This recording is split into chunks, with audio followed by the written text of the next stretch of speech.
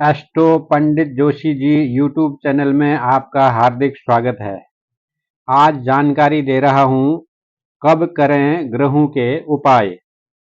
ग्रहों के शुभ उपाय को बढ़ाने तथा अशुभ प्रभाव को कम करने के लिए किए जाने वाले आवश्यक उपाय कब करने चाहिए, इस बारे में जानकारी नोट कर लीजिए। कुछ उपाय ऐसे हैं जिनसे भाग्य की वृद्धि होती है, जैसे रत्न धारण करना, मंत्र पाठ करना, किसी विशेष रंग के वस्त्र धारण करना आदि। जन्म कुंडली में भाग्य स्थान, लग्न स्थान तथा पंचम स्थान बहुत शुभ माने जाते हैं, अतः इनके रत्न जीवन में कभी भी धारण किए जा सकते हैं।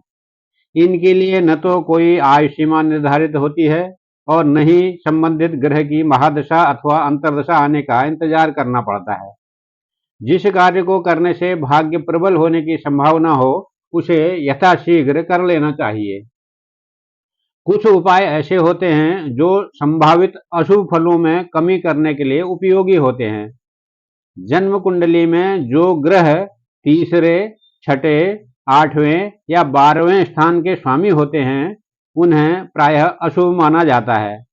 इनके लिए किए जाने वाले उपाय वैसे तो कभी भी किए जा सकते हैं, परंतु जब इन ग्रहों से संबंधित महादशा अथवा अंतर्दशा आने वाली हो तो सावधानी के तौर पर इनसे संबंधित उपाय अवश्य किए जाने चाहिए।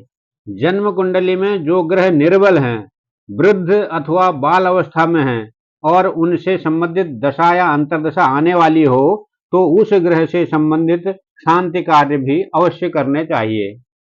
यदि कोई ग्रह लग्नेश होकर निर्बल हो गया है, तो ऐसी स्थिति में बहुत सावधानी की आवश्यकता होती है। पूर्ण अष्ट ग्रह को भी निर्बल श्रेणी की में ही गिना जाता है।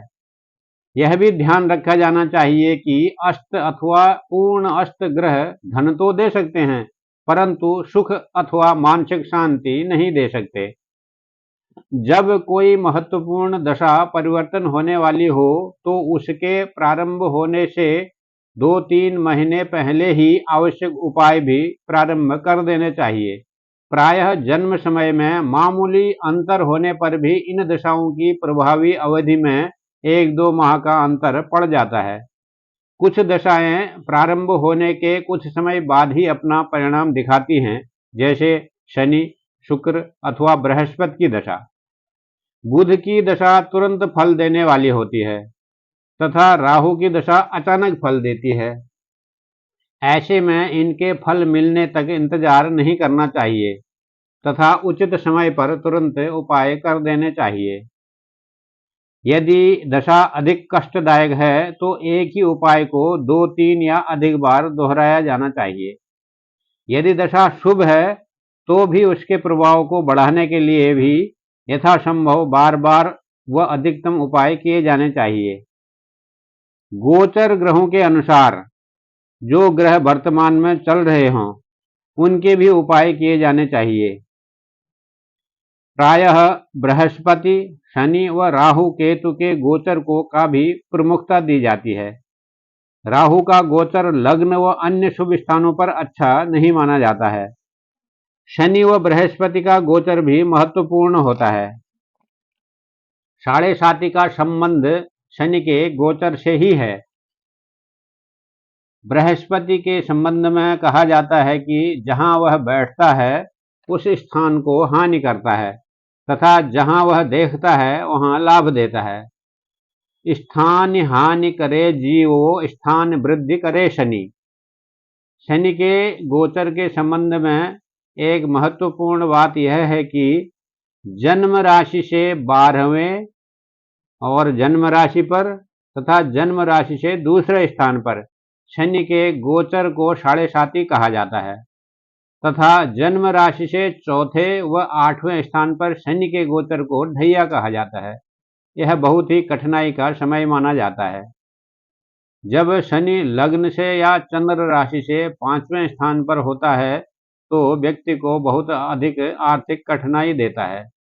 बड़े से बड़े व्यक्ति भी ऋण लेने की स्थिति में आ जाते हैं। इसका प्रभाव साढ़े साती व ढैया के प्रभाव से कहीं अधिक पाया जाता है। अतः पांचवें शनि की शांति के लिए अवश्य उपाय करने चाहिए। यदि कोई कार्य आरंभ करते समय बार बार अपशकुन हो रहे हों तो भी आवश्यक उपाय करने से लाभ मिल सकता है। अगर कोई व्यक्ति मानसिक रूप से अधिक परेशान दिखाई देता है तो ऐसे व्यक्ति को अशुभ ग्रहों के अनिष्ट प्रभाव का निवारण करते रहना चाहिए। इससे उसे मानसिक शांति प्राप्त होती है। कुछ उपाय कुछ विशेष समय पर भी विशेष प्रभावी होते हैं, जैसे काल सर्प योग की शांति पूजा नाग पंचमी के अवसर पर ही विशेष रूप से फलदायक होती है। शुक्ल पक्ष में किए गए उपाय अधिक प्रभावी माने जाते हैं। जब चंद्रमा बली हो अर्थात शुक्ल पक्ष की अष्टमी तिथि से कृष्ण पक्ष की अष्टमी तिथि तक किए गए उपाय अधिक लाभप्रद होते हैं। शुभ उपायों के लिए रवि पुष्य योग, गुरु पुष्य योग, अमृत सिद्धि योग, द्विपुष्कर योग, त्रिपुष्कर योग तथा पूर्णिमा की तिथियां अधिक प्रभावशाली होती हैं। रत्न आदि धारण करने के लिए भी ये योग विशेष लाभदायक पाए गए हैं। अपनी राशि से अष्टम चंद्रमा हमेशा त्याज्य होता है। शुभ प्रभाव बढ़ाने वाले उपायों में द्वादश चंद्र को मां को भी त्याग देना चाहिए। लग्न कुंडली उपाय के समय की अपने आप में उपाय की सफलता या असफलता को दर्शाने में सक्षम होती है। स्वास्थ्य संबंधी उपायों के लिए कुछ नक्षत्र लाभदायक माने जाते हैं।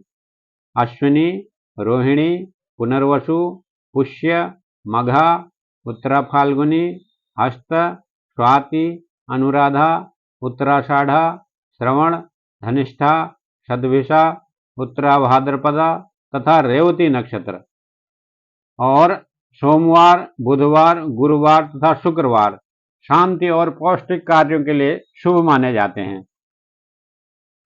उपाय में वार का भी ध्यान रखना जरूरी है।